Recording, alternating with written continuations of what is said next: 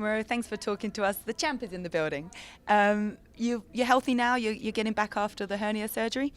Well, I wouldn't say healthy, but we're getting there. It's a long process, and probably one of the longest that I've had to endure in my career. So, we're taking it step by step because it's not one of those things that I want to rush and then be back into on the sidelines again. I want to be ready and healed up and ready to go. So it was a double hernia. Was it something that happened suddenly, or you've been looking to get done for a while?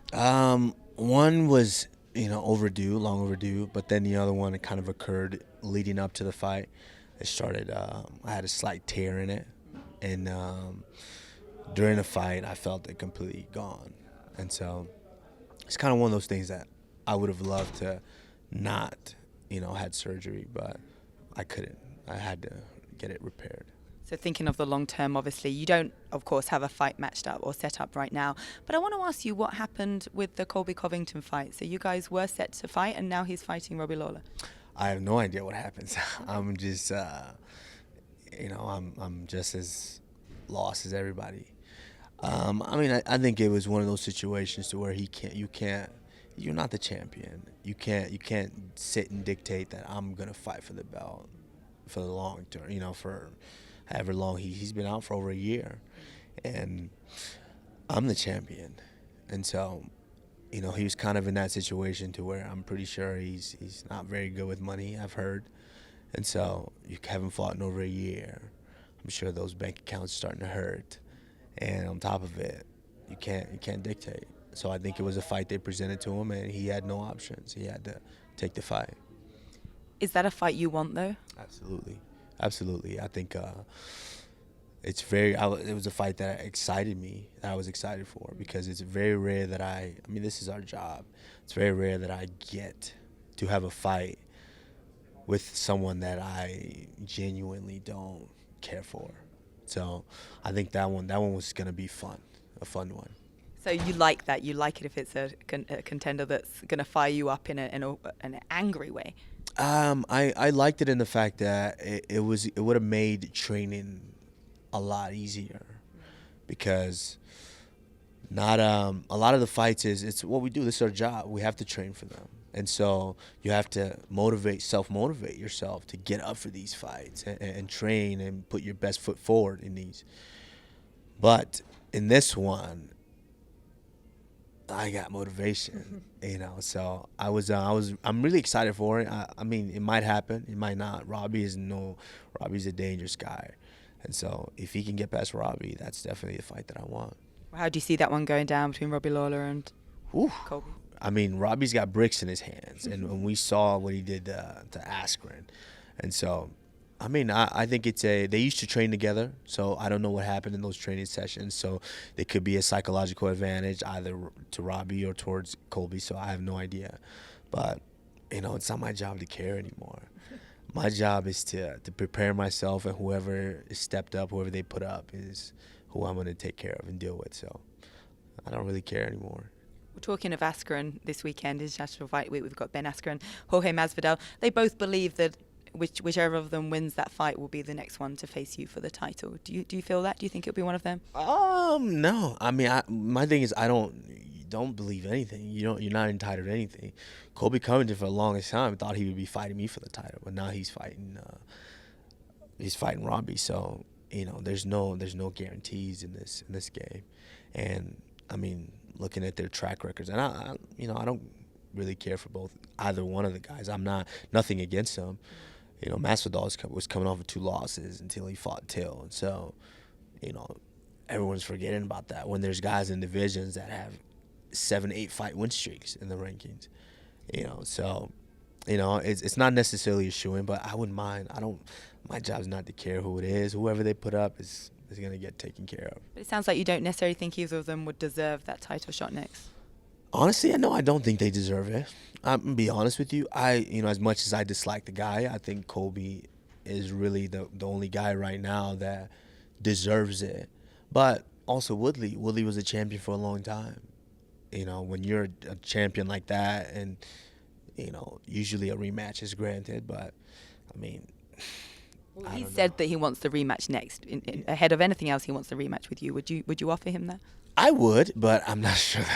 I'm not sure the company would, but I would because I respect Woodley, and yeah, I feel that when you're the champion, you've dominated for a long time, and someone comes in and dethrones you, you know, in your mind, that's the question mark. It's like, was that really, did they really dethrone me, or did I just have an off night? So that's a question that all champions want to answer to.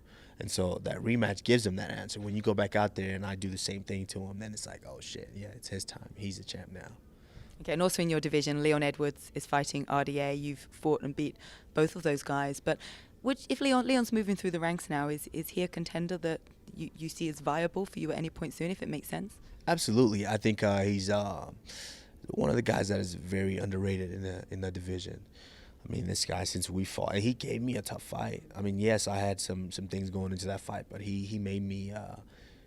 He at some point of that fight, he gave me some things to care about, and you know, I've always saw him as a dangerous fighter, and he's continued. He's improved greatly since our fight, as have I. But I think he's a guy that is not given the respect that he deserves, and mainly, I mean, in this game, it's a lot about promotion as well. I mean, he still hasn't found something that separates him from the pack. Right now, he's just kind of lost in the shuffle. You know, he needs to find something that separates him from the pack. Well, maybe that 3-piece and a soda that he received from Jorge in London sort of got his name out there a little bit. Yeah, probably not in the way that he would like, but I would have liked to see that fight. I would have liked to see him and Masvidal, but you know, I understand that Leon Edwards is a very dangerous fighter, and I've got my eye on him as well. So, you know, any one of those guys. Do you think he gets past RDA? That's a tough one because RDA is no joke. I mean, since our fight, you see what RDA is able to do to guys. So, you know, that's a tough one. That's a coin flip to see who wins that. But both guys are very talented. Both guys are skilled. Both guys got a lot of fire left. So, you know, may the best man win. I'm just sitting and waiting for somebody. Sitting pretty at the top there. What's life like as a champion? Has it changed in any way? Yeah, and it's changed in the fact that it demands a lot more attention from everybody. Everyone wants a lot of your attention. I still haven't been on vacation yet, and so it's tough. It's tougher than I imagined. I always thought that once I'm a champion, things get simpler, but no, it's the contrary. They get a little tougher. So yeah, it's guys ups and downs, but you know, this was something that this was the goal. So I'm here now, so I got to embrace it.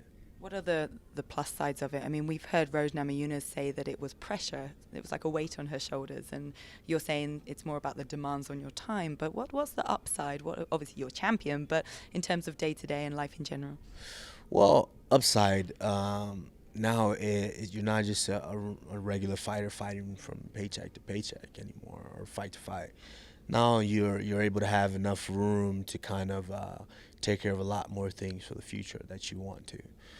As I have a daughter, so that's someone that I have to plan for, someone that I have to take care of. So being a champion allows me to be able to put some of those pieces in place for them. But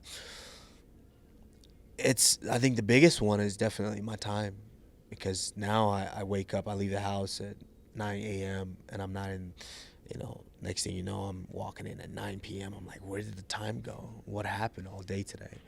So yeah, that would be my biggest, because I like my time. And obviously becoming champion's one thing, defending it is another, and you've had the injury setback. How soon can you and do you want to get back in there to defend your title? Absolutely, before this year's over, for sure. I think it's driving me crazy not fighting. I had to sit down for 3 months without training, and that one was hard. I mean, physically and mentally. But yeah, I can't wait to get back in there. I'm healing up. I'm doing everything possible, doing my rehab, my therapy, and trying to get as strong as possible and as fit as possible. But for sure, I think by the end of the year, November, I'll be ready to go. And you became the first African UFC champion. We've got Francis Ngannou coming up as well. Stylebender. Kamaru is the greatest African fighter of all time. My man, big We were just talking about being an African fighter and UFC champion, and then you got the champ John Jones giving you praise as well. Obviously, with Stylebender, yourself, Francis Ngannou, like coming up through the ranks, like what does that mean to you? How proud are you of this? It means a great deal because we are kids of that. Our parents basically had to immigrate in order to give us that opportunity to be able to make something greater than our circumstances or where we came from. And so now we are in a position to be able to motivate kids that are in our previous circumstances to let them know that that's not necessarily where you're going to end up in life, that the stars can be changed. And so being at the forefront of that, it means a great deal to me, because as a kid growing up, sometimes, some days, all you need is hope. When you feel like we don't have enough to eat today, we have to walk miles to get water. We have to, certain things that we just can't do. We want to play certain games. We want to try certain things, but we just can't. We don't have the resources to do it. But now I'm being able to inspire them and let them know that I'm just like you. I came from that background. I came from that time and those resources and just that place, to let them know that that's not necessarily where you're going to end up. I think that's our biggest message. You talk about that with such passion, and that's so great to see. Yeah, because you're using your position. Yeah, because it's that is me. That is where I came from. Because now I've been presented. Of course, every parent wants their kid to have the best education. So now I'm an educated kid, who I'm a hardworking, educated guy who was taught the right way. But that doesn't mean my roots are gone. That doesn't mean that I forgot that I am Nigerian, I am African. Doesn't mean I forgot that there's millions of kids that are still coming up that need that extra motivation, that need that just someone to tell them that, hey, like that can be done. Because I was once that kid who thought that, man, this is where I'm going to end up.